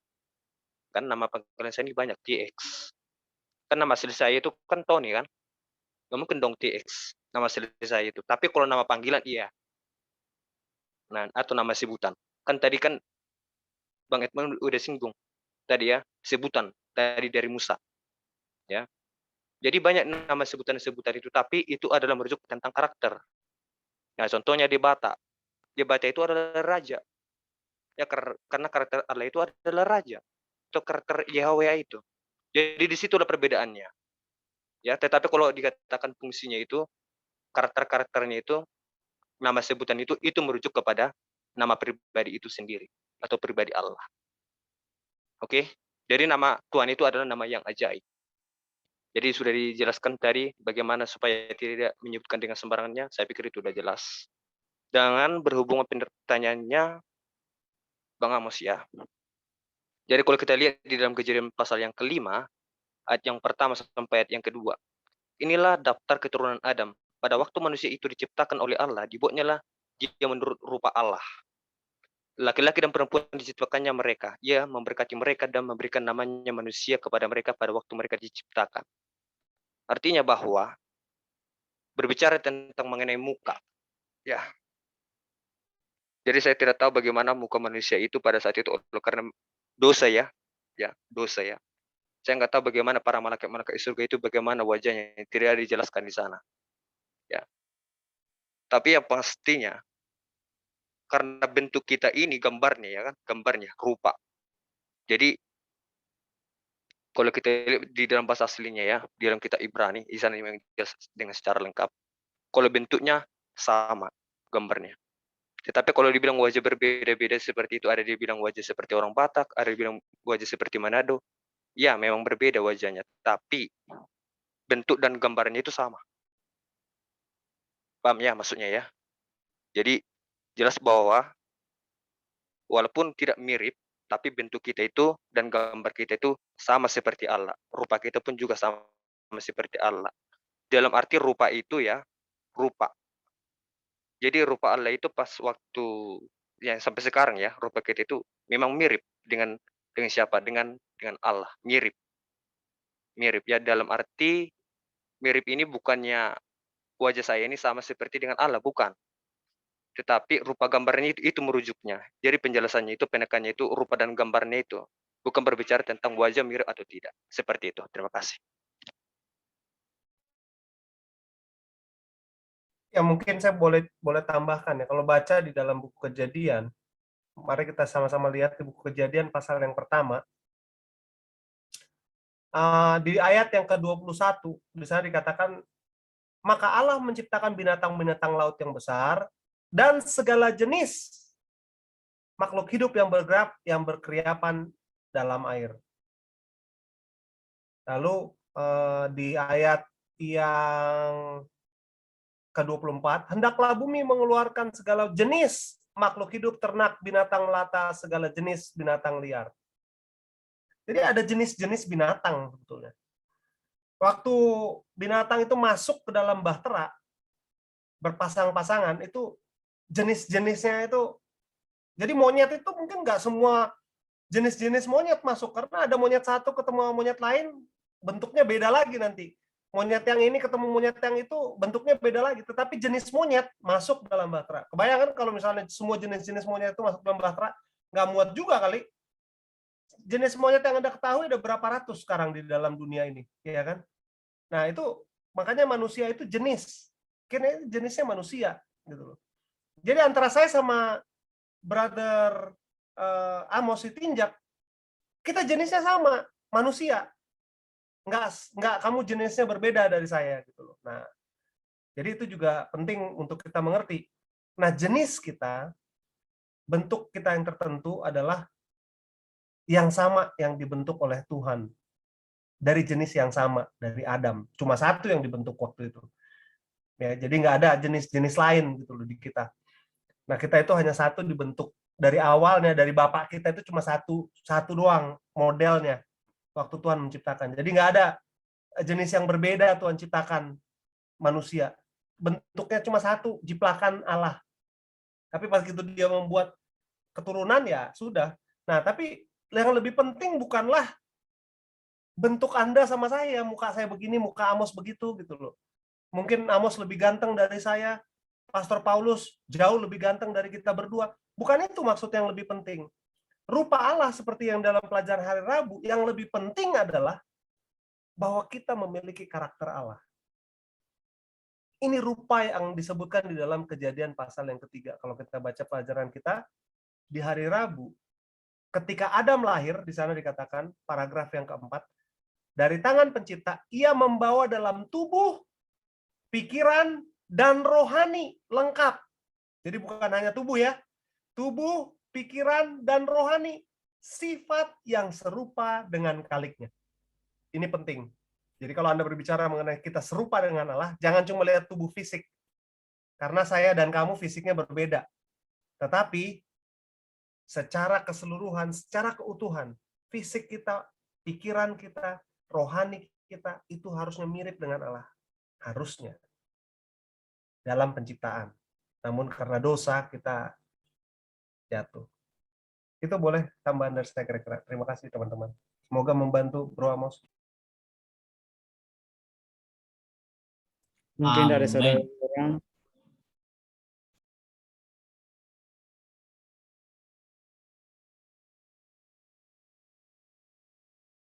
Halo, Pastor. Halo. Oke, halo, selamat bicara juga. Boleh aku tambahin sedikit di penciptaan? Deketin mic-nya Yoram, jauh. Boleh kayak Ram, suaranya jangan terlalu lembut. Seperti wanita, agak kencang dikit. Suaranya agak kencang dikit. Oke, tenang aja bro. Tenang guys. Oke, aku kencang dikit ya teman-teman. Sorry, agak mengganggu. Oke, baik. Kita akan... Oke, teman-teman. Oke guys, kita lanjut lagi. Aku udah belajar di hari Rabu. Jadi ya, jadi begini di hari Rabu. Penciptaan manusia. Penciptaan manusia adalah tindakan terakhir Tuhan atas penciptaan. Di mana Tuhan menciptakan manusia menurut gambarnya. Adalah pernyataan dari Alkitab. Dari semua ciptaan, hanya manusia yang diciptakan menurut gambar Allah. Allah menciptakan manusia menurut gambarnya. Tetapi banyak orang yang memahami menurut gambar Allah ini hanya sebagai fungsi administratif, itu mewakili Tuhan, atau fungsi spiritual yang memiliki hubungan dengan Tuhan atau dengan sesamanya. Pemahaman ini benar, tetapi mereka gagal memasukkan realitas penting dari bentuk fisik ciptaan ini.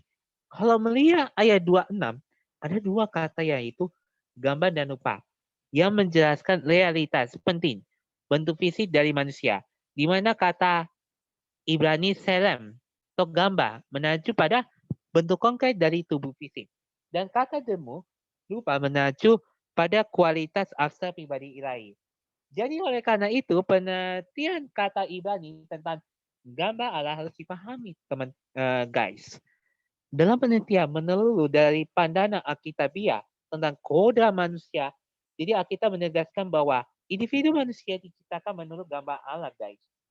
Baik secara fisik maupun juga secara spiritual. Jadi, menurut saya pribadi ya, selain pemahaman tentang gambar Allah, termasuk tubuh fisik, ditegaskan dalam kisah penciptaan, yaitu di Kejadian 2 ayat 7, bahwa manusia itu menjadi makhluk yang hidup secara harfiah, jiwa yang hidup, nefas, sebagai hasil dari dua karya ilahi. Tuhan membentuk dan Tuhan bernapas. Jadi, walaupun kata nafas sering menajuk pada dimensi spiritual, tetapi juga terkait erat dengan pernafasan yang merupakan bagian dari manusia. Jadi, kata nafas itu adalah nafas hidup, yaitu nafas spiritual dan kehidupan atau fisik. Jadi, lalu kemudian Allah melakukan karya ketiganya, yaitu menciptakan perempuan dari tubuh laki-laki. Cara untuk menekankan bahwa perempuan memiliki sifat alamiah yang sama dengan laki-laki. Jadi, yang dimaksud dengan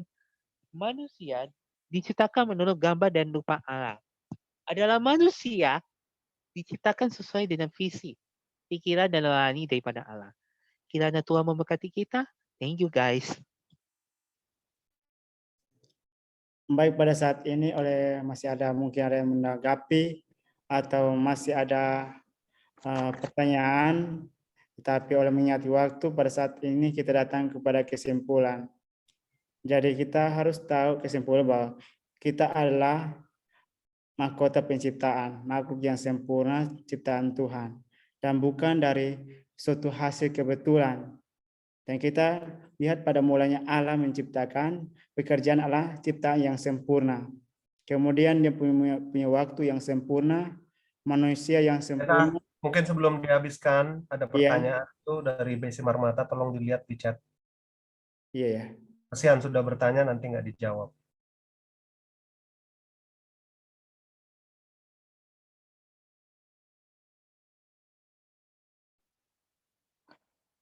Oke, baik. Saya boleh menjawab pertanyaannya. Oke, silakan. Oke, pertanyaannya kenapa ada banyak asal-usul nama Allah sampai ada banyak denominasi yang hanya karena panggilan nama Tuhan itu menjadi persoalan. Saya hanya ingin tambahkan mungkin sedikit saja, kalau ada yang ingin tambahkan lagi, bahwa kadangkala umat Tuhan itu gagal dalam penyembahan hanya oleh karena nama. Ya. Hanya oleh karena nama. Saya kasih contoh sederhana. Di kampung saya ada opak saya yang berdoa pakai nama Usi, artinya Allah atau Yahweh. Mungkin di provinsi lain atau di pedalaman lain gunakan nama Allah yang berbeda.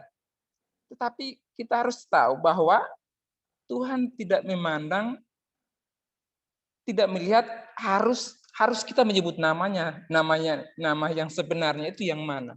Tetapi tadi sudah dikatakan oleh pendeta bahwa di pelajaran hari bahwa yang Tuhan butuhkan itu adalah pikiran kita, karakter kita yang sesuai dengan kebenaran Allah. Jadi keselamatan yang Tuhan berikan kepada kita itu bukan dilihat dari level kita atau cara pandang kita untuk menyebut nama Tuhan, itu yang benar itu yang mana. Mungkin itu poin penting yang saya boleh berikan untuk pertanyaan yang sudah diberikan, sehingga kita tidak menjadi patokan dalam peribadatan untuk menyebut nama Allah yang sebenarnya itu seperti apa. Mungkin itu dari saya. Terima kasih. Ya, mungkin saya tambahkan, pernah berpikir kenapa di dalam Keluaran 20 itu Tuhan membicarakan mengenai 10 hukum ya. Dan nanti di buku Ulangan diomongin lagi mengenai 10 hukum. Di buku Matius, Tuhan ngomongin lagi mengenai 10 hukum. Ya, Yesus sendiri ngomong mengenai 10 hukum itu. Bahkan di buku Roma, Paulus ngomong bahwa Tuhan yang menulis 10 hukum itu dengan jarinya. Terus kok berulang-ulang Tuhan ngomongin itu ya? Berarti penting 10 hukum itu, iya nggak sih? Nah, tapi kenapa kalau mengenai nama Tuhan, Tuhan itu kok menggunakan nama Tuhan berbeda-beda setiap waktu? Artinya penulis-penulis Alkitab ya, yang diinspirasikan oleh Tuhan, ya kan? Mereka menulis nama Tuhan itu berbeda-beda setiap waktu. Nah, ternyata kita dapati dari nama-nama Tuhan yang digunakan setiap penulis-penulis Alkitab ini, tadi saya sudah sebutkan El Shaddai, Elyon, ada ada begitu banyak nama-nama Tuhan yang disebutkan oleh penulis-penulis Alkitab. Yang mereka ingin sampaikan siapa Tuhan itu, sebetulnya yang lebih penting melalui perbedaan nama-nama ini adalah karakter Dia yang kita sembah. Walaupun nama Dia pastinya penting, tapi bagi Tuhan, seperti apa yang sudah disampaikan melalui Alkitab ini, tidak terlalu banyak Tuhan mengharuskan kita menyebut nama Dia, karena tadi namanya itu tidak boleh disebutkan sembarangan. Kalau dalam bahasa Inggris, thou shall not, ini dalam Keluaran, kalau dibaca dalam Keluaran 20 ayat yang ke-7, thou shalt not take the name the Lord thy God in vain. In vain itu apa? Sia-sia. Anda tiba-tiba nyebutin nama Tuhan. Anda tiba-tiba, jadi bukan hanya sembarangan, artinya sembarangan itu bukannya salah mengucapkan nama Tuhan, bukan. Arti kata in vain itu artinya sia-sia. Sembarangan dalam artian, lo asal aja menyebut nama Tuhan. Kayak sekarang nih orang, Jesus Christ katanya. Itu orang-orang Amerika, orang-orang Indonesia sekarang ngomongnya begitu. Menyebut nama Tuhan Allah dengan sembarangan. Bahkan ada yang lebih parah lagi. Ya, menyebutkan nama Tuhan itu dengan sembarangan. Jadi hati-hati, itu yang sebetulnya yang dimaksud Alkitab pada saat dia mengatakan jangan menyebut nama Tuhan dengan sembarangan. In vain maksudnya. Sembarangan dalam artian kita itu menyebutkan sia-sia, sedikit-sedikit ngomong Tuhan sedikit. Karena ada kan orang-orang yang suka menghujat orang tapi pakai nama Tuhan gitu loh. Nah, itu yang salah. Nah, tadi ada waktu Bakteranu tidak masuk semua. Lalu kenapa sekarang banyak jenisnya? Adakah revolusi binatang-binatang? Nah, ini pemikiran yang harus kita jelas miliki ya. Kan ada orang bilang, oh evolusi, binatang itu berevolusi dan segala macam. Ya memang Tuhan izinkan binatang itu menikah. Tapi Tuhan tidak izinkan binatang jenis contohnya. Pernah lihat monyet kawin sama sapi? Nggak pernah. Kenapa? Bukan jenisnya. Ya kan? Tapi monyet jenis satu sama jenis yang sama-sama monyet, walaupun bentuknya agak sedikit berbeda, boleh dia. Karena masih satu jenis. Ya karena mungkin monyet yang di Afrika, dia bulunya lebih tebal dibanding monyet yang di Asia. Monyet yang di Kutub Utara, bulunya lebih tebal daripada yang di Afrika. Kenapa? Karena di Afrika udah ya dingin, dia beradaptasi, ya kan? Nah, itu mungkin maksudnya. Tapi kita itu memiliki jenis. Saya jenisnya manusia, dia jenisnya monyet. Gitu loh. Saya bukan maksudnya orang yang saya benci ya. Saya dia ya binatang itulah, ya itu. Itu boleh kira-kira apa bisa membantu Bro Tampu Bolon ya tadi ya. Simar Mata, sorry. Ya. Mudah-mudahan membantu, Tuhan berkati.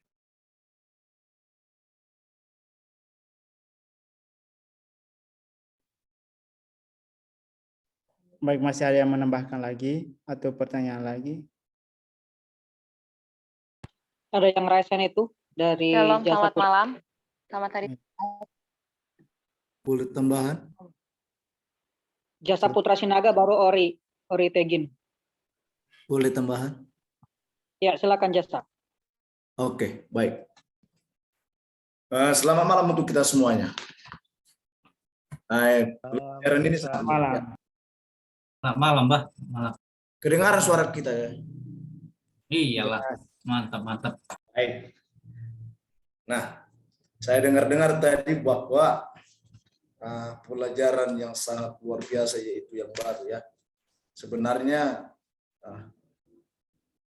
sangat jelas dikatakan di sana apa yang sebenarnya tentang penciptaan. Nah, mengenai nama, kalau menyebut nama Tuhan Allah dengan sembarangan itu dalam hal apa? Yang pertama, yaitu ketika seseorang itu ya suami istri saja, ada yang menyebut nama Tuhan Allah dengan sembarangan. Ya.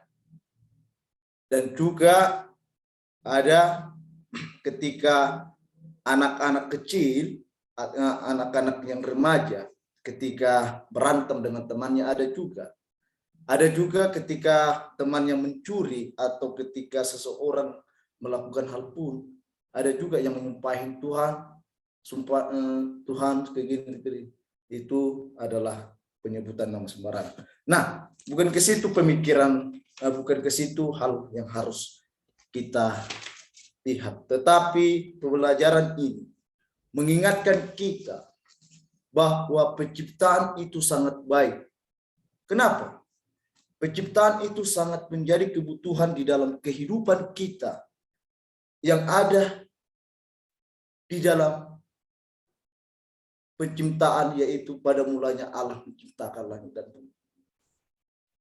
Nah, itu menjadi kebutuhan kita. Kalau tidak ada terang, itu enggak akan menjadi kebutuhan bagi manusia. Kalau contohnya manusia diluankan, diciptakan.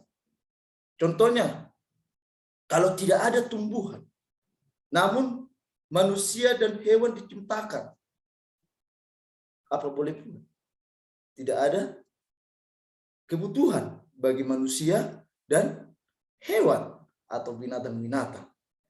Dan itu pertanyaannya, apa seharusnya kita lakukan di saat kita sudah diciptakan Tuhan? Tugas apa yang sebenarnya yang harus kita lakukan? Yaitu adalah bagaimana kita melakukan kehendaknya. Bagaimana kita serupa dengan apa yang Tuhan katakan. Artinya serupa dengan Allah ini adalah dikatakan di situ bahwa kita mewakili Tuhan di bumi ini. Dikatakan mewakili Tuhan atau fungsi spiritual dari hubungan dengan Tuhan atau dengan sesamanya. Dan ini satu hal gambaran bagi kita. Dan tugas manusia adalah bagaimana kita melakukan apa yang Tuhan katakan, yaitu untuk mengusahakan dan memelihara taman itu. Artinya mengusahakan ini adalah bekerja bagi Tuhan dan juga memelihara kehidupan kita lebih dekat kepada Tuhan. Nah, 1 menit lagi, itu satu hal yang harus kita ingat, itu yang harus kita lakukan. Kalau Tuhan katakan jangan menyebut nama Tuhan Allah sembarangan, berarti kita tidak boleh menyebutnya.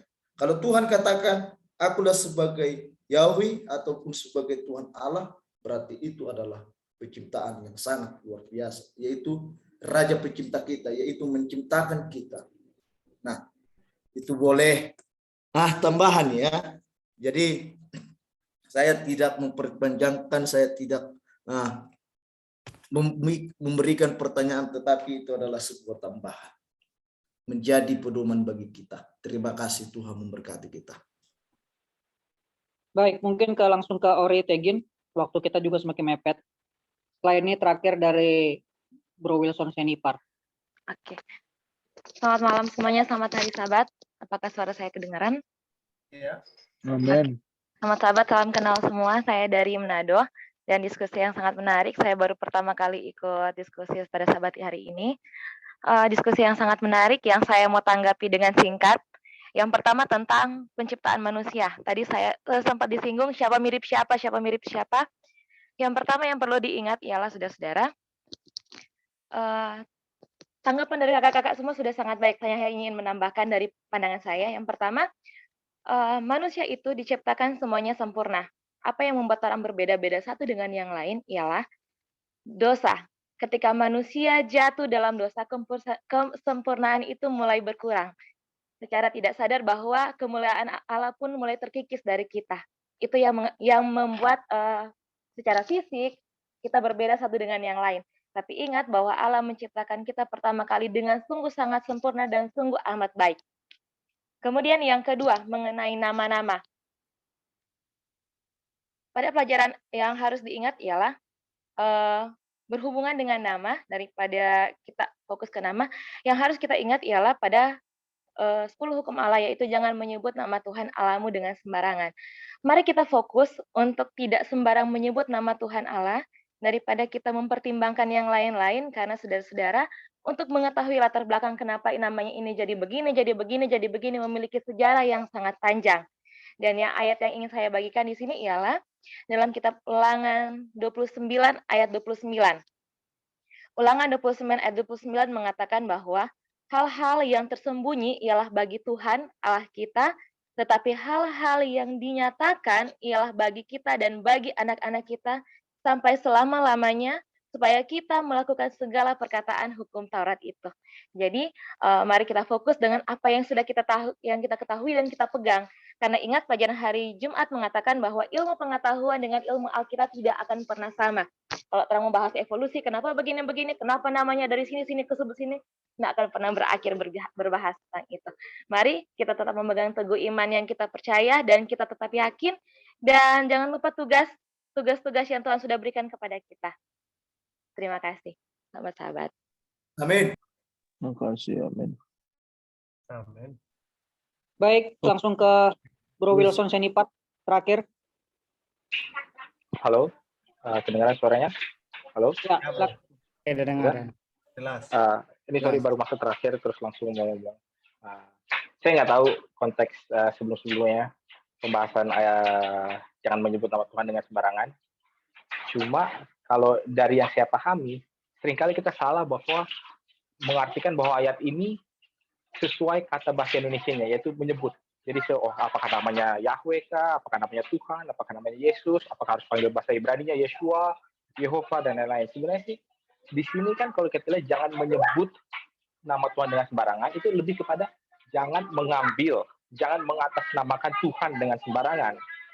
Jadi ini lebih kepada kalau kita bersumpah, janganlah demi Tuhan. Tapi bukan soal menyebutnya, atau juga jangan bilang saya ini pengikut Tuhan, ya kan? Ngaku-ngaku dengan sembarangan saya pengikut Tuhan, padahal hidupannya tidak seperti orang yang bertuhan. Jadi intinya lebih kepada menggunakan nama itu dan membuatnya memiliki kuasa, ya kan? Kuasa dalam arti kalau kita mengusir setan, dalam nama Yesus. Mungkin itu salah satu arti mengatakan bahwa saya lah pengikut Yesus, oleh itu saya bisa mengusir setan. Itu menggunakan nama Tuhan dengan sembarangan kalau kita bukan sebenarnya adalah pengikut Tuhan. Terus yang berikutnya, poinnya adalah nama ini kan memiliki kuasa. Di belakang nama itu ada otoritas. Nah, inilah ketika kita menggunakan otoritas ini dengan sembarangan. Makanya Tuhan tidak mau itu. Atau, soalnya kan kayak orang, ini misalkan mau menikah. Yang wanita biasanya di budaya kita, di budaya kebanyakan akan mengambil nama suaminya, nama belakang familinya, kan nama marganya lah. Nah, kita kalau bilang mau mengambil nama marga Tuhan, tapi kita tidak merepresentasikan diri kita sebagai orang yang bermarga Tuhan, dalam tanda kutip, itulah namanya menggunakan nama Tuhan dengan sembarangan. Mungkin itu masukan saja. Jadi bukan lebih kepada diskusi apa akar katanya, apakah nama aslinya, bagaimana cara menyebutnya, tapi lebih kepada bagaimana menggunakannya. Jadi ya, antara tambahan saja sih. Terima kasih. Thank you, Pastor Wilson. Sianipar, another pastor on the Sianipar.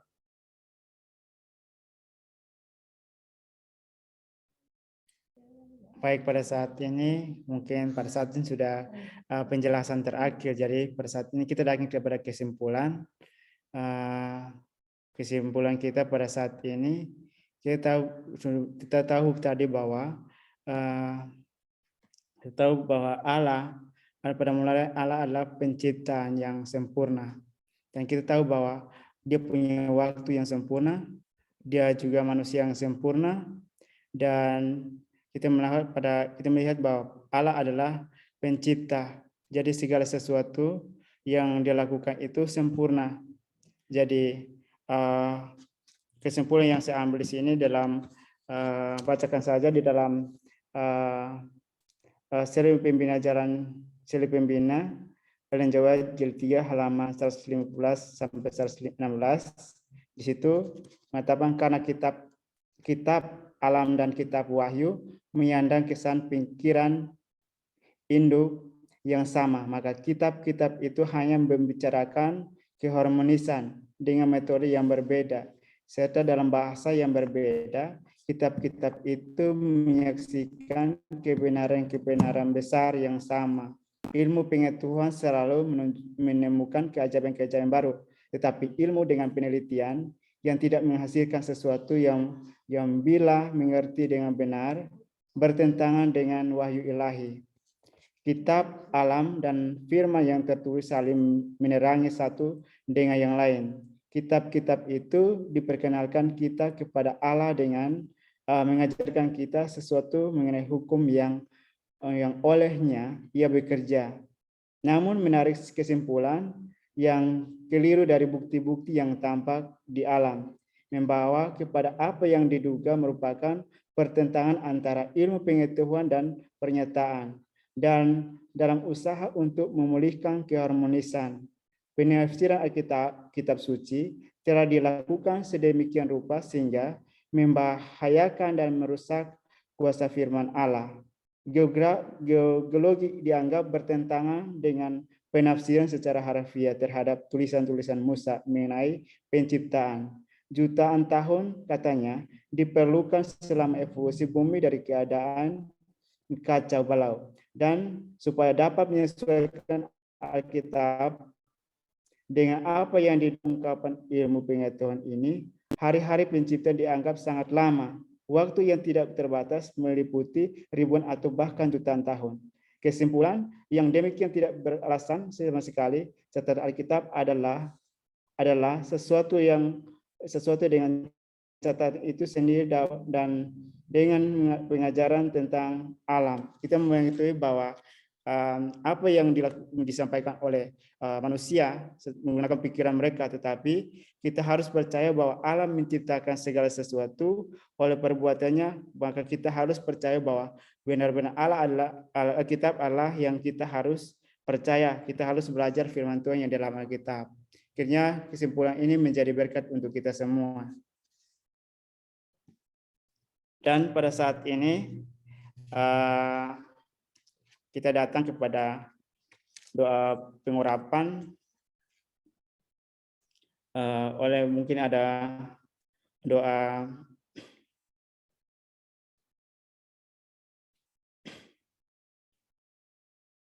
jadi pada saat ini kita akan datang kepada doa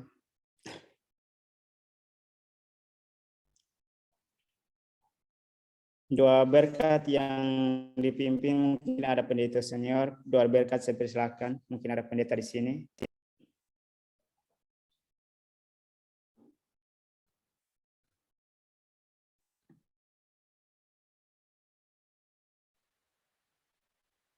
Oke, mungkin Pastor Paulus bisa langsung aja pimpin doa.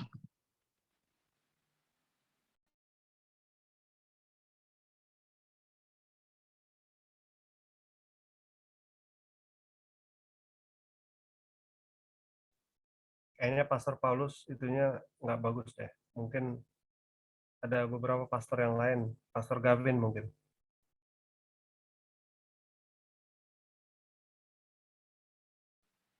Oke, kalau begitu mari kita satu dalam doa. Tuhan Allah, Bapa kami yang bertakhta di dalam kemuliaan kerajaan surga, Allah yang kekal yang patut kami sembah siang dan malam. Saat ini Tuhan kami berterima kasih oleh karena kami boleh kembali lagi mempelajari kebenaran firman Tuhan lewat pelajaran sekolah sahabat. Kami boleh membagikan pemahaman kami bersama-sama, dan kami berharap supaya apa yang kami pelajari pada malam hari ini dapat kami ajarkan juga pada besok hari. Dan kami berharap supaya setiap orang-orang muda yang mendengarkan dan mengikuti pelajaran ini pada malam hari ini dapat terlibat aktif dalam pelajaran sekolah sahabat pada besok hari. Tuntunlah kami juga untuk dapat menerapkannya dalam kehidupan kami masing-masing. Kami berharap supaya Tuhan selalu memberkati dan menyertai kami, lebih khusus sebagai orang-orang muda. Ada begitu banyak tantangan, rintangan, pergumulan hidup bagi kami. yang juga itu dapat mengganggu iman kami, tetapi dengan yakin kami mau menyatakan bahwa kalau bersama-sama dengan Tuhan, kami dapat disanggupkan untuk dapat melawan setiap pencobaan yang kami hadapi dalam kehidupan kami. Berkati kami sepanjang hari Sabat ini ya Tuhan, layakkan kami bahkan pun sepanjang umur kehidupan kami hanya kami mau serahkan ke dalam tangan-Mu saja. Terpujilah nama-Mu, di dalam nama Yesus kami sudah berdoa. Amin.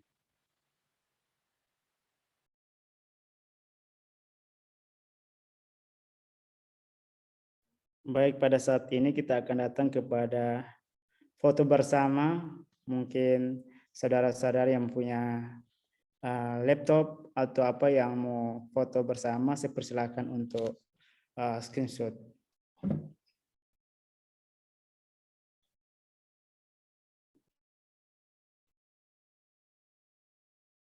Mohon saudara-saudara untuk tampilkan wajah kalian supaya foto bersama. Oke, mari kita foto bersama semua. Yang belum open kamera, harap bisa di on kameranya. Bukan open ya, on, sorry. Oke, masih ada yang baru buka kamera. Aduh. Oke, saya juga buka. Siap, kita akan berfoto bersama. Tolong semua senyum yang manisnya dikeluarkan. Siapa tahu ada yang melirik hati seperti Bang Amos ini ya. Oke, kita akan foto bersama. Siap? Oke. 3, ya akan ada 4 kali foto ya. Yang pertama normal aja ya. Oke, siap. 1, 2, 3. Slide pertama, senyum. Sabar. Oke, siap. Tunggu slide kedua. Senyum, 1, 2, 3. Oke, sekarang minta emoticon love-nya. Boleh emoticon love-nya semua. Hitungan ketiga boleh dipencet. 1, 2, 3. Emoticon love-nya. Oke, siap. 1, 2, 3 senyum. Oke, slide kedua senyum. 1, 2, 3 senyum. Oke, foto yang terakhir bebas ya, mengekspresikan karakter Anda sekalian, terserah. Mau kayak gimana terserah. Oke, siap. 1. Oh ya, Jangan dong, silakan. tadi kan karakter yang di atas. Oh ya, karakter yang di atas. Oke. Betul, seperti Bang Ed punya, seperti pembahasan kita. Oke, mari kita berikan senyum yang terbaik. 3, 2, 1, senyum. Oke, yang slide kedua senyum. Tahan, 1, 2, 3. Oke. Thank you. Semua, thank you.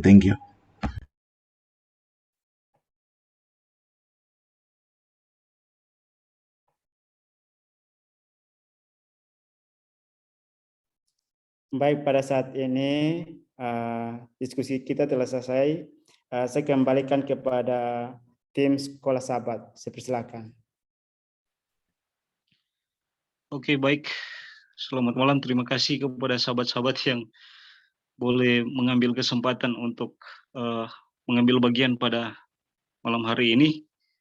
Sebagai informasi yang perlu teman-teman sekalian tahu, kalau ada dari antara teman-teman sekalian yang belum sempat join bersama-sama dengan kami, Pemuda Advent Gabungan Nusantara, di grup WhatsApp PAG, teman-teman sekalian bisa menghubungi kami di nomor yang sudah tertera di kolom chat, yaitu adalah nomor Sekretaris Umum kami, Kak Kori. Kemudian yang kedua, informasi seputar PAG Nusantara, silakan teman-teman sekalian follow akun PAG Nusantara di IG, Facebook, TikTok, Twitter, dan YouTube. Kemudian pada tanggal 5 April akan ada acara dari Komisi Pelayanan dengan tema yang sangat menarik dan juga narasumber yang sangat luar biasa. Acaranya akan dilaksanakan pada pukul 19.00 menurut waktu Indonesia Barat. Jadi teman-teman sekalian jangan lupa untuk join.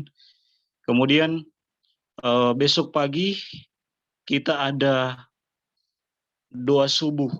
Ini adalah doa subuh kolaborasi antara Jemaat Duku Kupang bersama dengan Pemuda Advent Gabungan, bersama dengan PAG Nusantara. Dan PAG Nusantara juga membuka kembali pelayanan doa dan konseling untuk teman-teman sekalian yang sedang membutuhkan doa dan konseling secara gratis. Jadi silakan mengakses link permohonandoa.com. tenang saja rahasiamu terjamin teman-teman sekalian. Kemudian bagi teman-teman sekalian yang masih punya pertanyaan dan ingin ada diskusi lanjutan, bisa diskusi setelah ini bersama-sama dengan kami juga. Terima kasih sahabat-sahabat sekalian, boleh join pada malam hari ini. Diucapkan selamat malam dan selamat hari Sabat. Selamat malam, terima kasih. Selamat malam, terima kasih juga. Selamat malam. Halo, Bro Mario. Kayaknya Bro Mario ini pertama ya hadir. Iya. Halo. Dari jemaat mana Bro Mario? Jemaat Tarutung. Enggak, Bang Mario kayaknya udah join ya minggu lalu ya? Sudah. Oh, aku berarti yang nggak memperhatikan. Terima kasih Bernard. Iya ya, nggak apa-apa Bang. Lalu sempat diskusi panjang deh dengan Bang Mario ya kalau nggak salah minggu lalu ya. Ya kan Pastor Paulus? Ya. Oh, siapa yang baru di sini? Ah, ada Butet Tampu Bolon.